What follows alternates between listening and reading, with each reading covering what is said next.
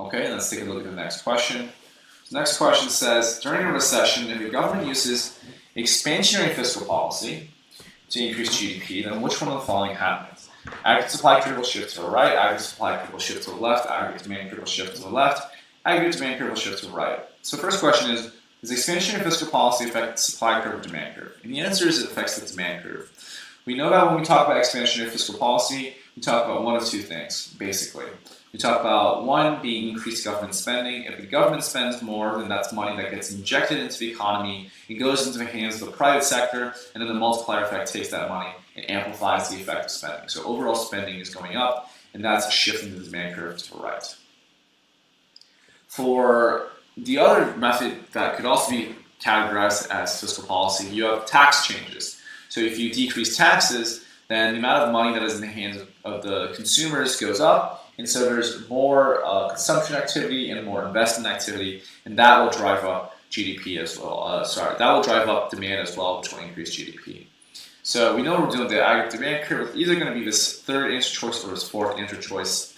And finally, is it shifting to the left or to the right? Well, that's given by the term expansionary. Expansionary means that there's currently a contractionary gap, and we want there to be a shift in the demand curve to the right to close that gap. And so D is going to be the right answer here. Aggregate demand curve will shift to the right. So let's take a look at the previous answer. The previous answer says, during a recession, if the government uses expansionary fiscal policy to increase GDP, the AD curve will shift to the right. The correct answer is option D. Expansionary fiscal policy is a type of tax cut which works upon increasing the supply of money. Great. Let's take a look at question 2. Blank is a completely inadequate mechanism, blank, in a modern advanced economy. So currency is a completely inadequate mechanism for providing a medium of exchange in a modern advanced economy. And we know that's not true.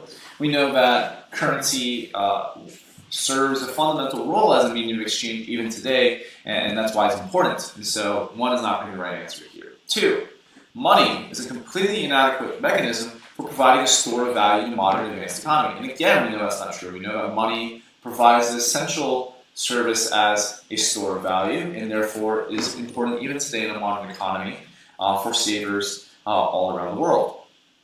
So that's not going to be right either. C, barter is a completely inadequate mechanism for trying to coordinate trades in a modern advanced economy. Now this is going to be true, right? Barter is when you don't use currency, you trade one item for another item.